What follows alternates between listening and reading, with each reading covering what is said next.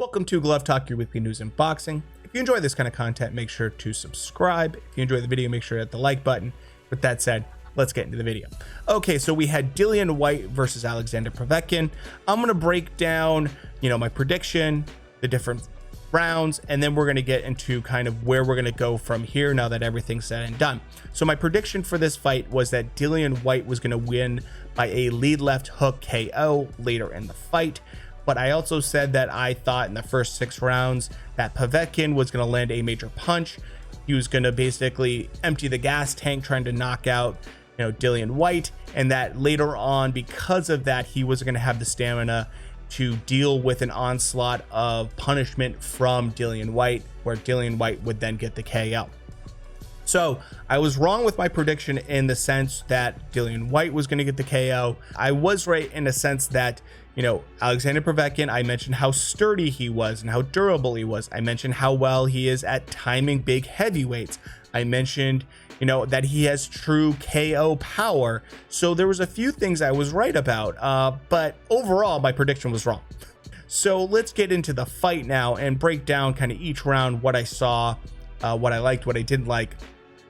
Off the bat, Dillian Whyte was 20 pounds lighter than he was against Marius Wack. I love that. Love that he was in good shape. He has not made any excuses for having a bad camp or training or anything like that, which I really respect guys that kind of, take that KO and don't make excuses. So good on him for that. I will say this entire fight, the commentary for this fight was abysmal. And quite frankly, was just straight up disrespectful to Alexander Povetkin. The way they made him sound was like he was some kind of journeyman. He was this old journeyman, and that, Dillian Whyte was just going to destroy him. It was just, like I said, plain disrespect in terms of who Alexander Povetkin is and how he is as a boxer. He's been a major heavyweight contender for almost a decade. Like, let's not take that away from him and make him sound like, he's Gerald Washington or something like that. Like, it was a little bit ridiculous. So let's go round by round now. First round, I had Alexander Povetkin winning the first round. I thought he was more effective. CompuBox agrees with me in that sense in terms of power punches, punches landed, punches thrown. I like the fact, and I don't know if anyone else noticed this, the way he was going to the body with his lead left hook himself and then rotating that way, staying away from Dillian Whyte's lead left and really making sure to be mindful of that. He did that for multiple rounds. I noticed how Povetkin was almost exclusively rotating towards Dillian Whyte's right hand rather than going towards his left, which is a really smart game plan. Great body shots. Going into the second round, that's where I started seeing it being a more, 50-50 round, although I did give it to Dillian Whyte, and CompuBox would agree with that Dillian Whyte was more effective in that round. Started really utilizing the jab in a very effective manner, really smart body work. I thought that this was a good kind of pace for Dillian Whyte also. I didn't think he extended himself too much, didn't try to get in too many, heated kind of exchanges. Good round for Dillian Whyte. Povetkin, though, kept on coming forward, didn't seem scared of Dillian Whyte at all. And in the third round, we started to see, Dillian Whyte exerting himself a little bit more and really kind of taking control of the fight. He started landing a lot of power shots, and in fact, the more effective power shots. When there were exchanges, he kind of got the better of them each time. Really good round for Dillian Whyte in round 3. Round 4, we had them kind of get in a series of exchanges, and Dillian Whyte landed that lead left hook, which gave a flash knockdown to Povetkin. Povetkin got up, wasn't hurt, but was a little bit like, okay, got to be a little bit more smart about this. Did well throughout the rest of the round, in terms of not getting in too much of a dust up with Whyte, but Whyte was able to then get him near, I believe, the last 15 seconds or so of the round, a major uppercut which dropped Povetkin.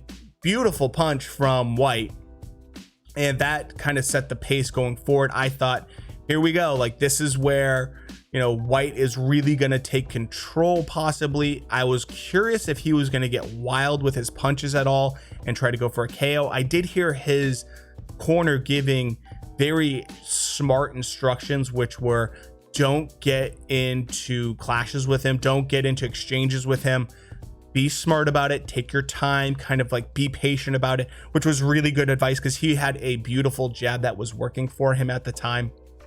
Then the 5th round came around, and boy, oh boy, I think we have the knockout of the year. I think that is the knockout of the year. If you ask me, I don't know if there is a prettier knockout that we've had this year so far. Just so picturesque. The way Povetkin rolls down and kind of, leans down and kind of goes underneath. Normally guys go straight to the body with that kind of lead hook right to the body. Instead, he had that uppercut, and it was just perfect. And it was a perfect KO. Now, anyone that thinks that that's just a lucky punch doesn't know anything about Alexander Povetkin. Povetkin isn't a wild punch kind of guy. He's very calculated for the most part and has amazing fundamentals. I think some people forget that he was coached for a while by Teddy Atlas. I mean, beautiful punch. Well done on Alexander Povetkin. Great win. And now let's talk about how things are going to go forward from here. There is a rematch clause for this fight. I think it's ridiculous. I think that there shouldn't be a rematch clause on these kind of fights.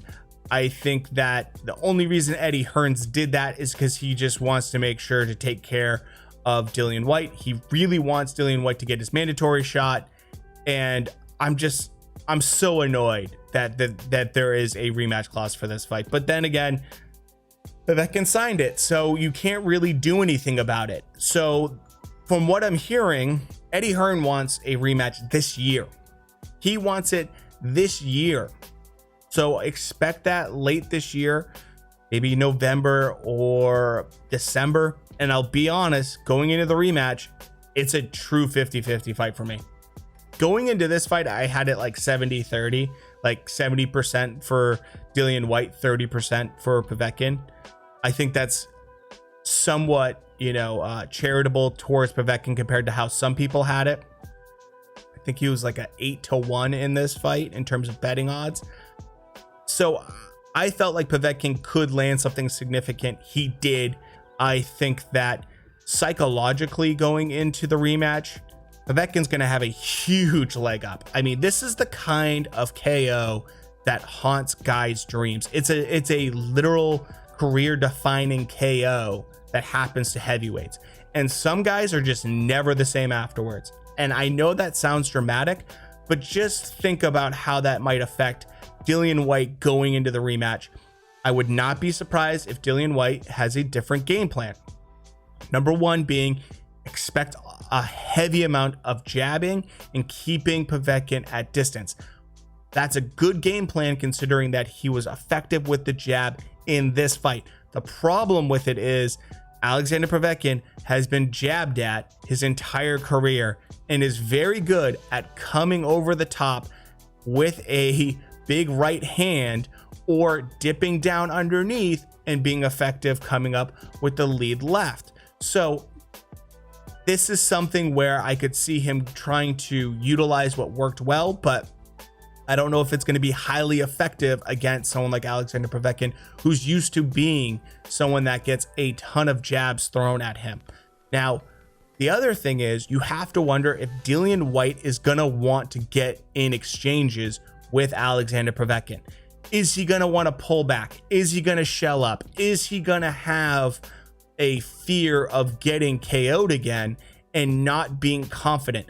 I think some people don't realize how important, especially in heavyweight boxing. Heavyweight boxing, probably more than other weight classes, I would say, is you need to be very much a believer in your own chin. You need to have faith in your ability to take a punch. And I'm wondering if that would waver for Dillian Whyte now that this has happened. Will this end up being something where Dillian Whyte is afraid to get in exchanges? Is he afraid to, mix it up? Does he just try to kind of stay more on the back foot? I think we have something that's going to be a very interesting rematch. Now, going forward from this, let's talk about what happens if either guy wins, how I think this plays out for if they fight, Wilder or Fury. So if Povetkin wins the rematch and maintains, the diamond belt, but the mandatory spot, which is actually the real gem of winning the rematch against Fury, I see Povetkin, I give him a 10-15% chance of winning. I really think that Tyson Fury is very elusive. His timing is hard to figure out. He throws a ton of different angles.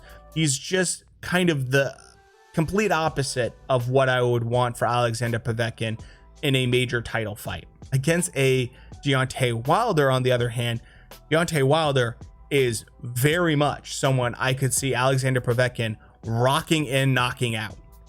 I think we will find out how confident Deontay Wilder is going into the trilogy against Fury. If he is confident, or if he gets a major knockout against Fury, then I think he will have unbelievable confidence going into a fight against Povetkin. But I see him not tailor-made, but almost tailor-made for someone like a Povetkin who does do exceptional work against guys that are easy to time. That is one problem that Wilder has. He's very timeable. He might be one of the more timeable major heavyweights. I mean, certainly better to time rather than Tyson Fury. I could see Povetkin getting in there and landing major shots against Deontay Wilder. His defense, his footwork, everything is just not in Wilder's favor. But I could also see Wilder landing a massive right hand, catching Povetkin coming in and just putting Povetkin to sleep, because you just have to know that, Wilder's fairly sturdy himself. He's also just got that X factor with that right hand, and you could just never count him out in a fight. Now, if Dillian Whyte is the mandatory against Fury, I give basically almost the same percentage I would give Povetkin. Against Fury, I don't see how Dillian Whyte knocks out Tyson Fury. I think Tyson Fury's too big. I think he utilizes his jab. I think he utilizes his head movement, because sometimes Dillian Whyte, especially if he gets frustrated, has a tendency to throw wild punches, especially at the head. He doesn't work the body as well. Does that mean that I think I give him no chance? No, I give him like a 10-15% chance of beating Fury. Against Wilder, yet again, I would probably give him a similar rating to Povetkin. I would probably give Povetkin, maybe a 35% chance of beating, Wilder. I'll give Wilder a little bit more than 50 just because of that right hand. And I would probably give something similar to, Whyte, but I would probably take down a little bit less. I would probably give him like more of a 30% chance of winning, because Whyte, unlike Povetkin, isn't as skilled at timing heavyweights, gets a little bit more wild, has a tendency to get hit more, doesn't have a great defense.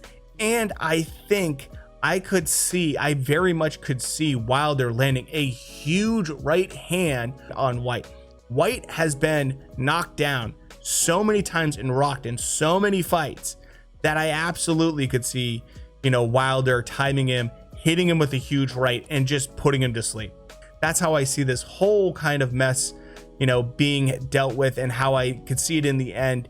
And if you enjoyed this video, make sure to hit the like button. Thanks for stopping by, and we'll talk to you later. Thanks.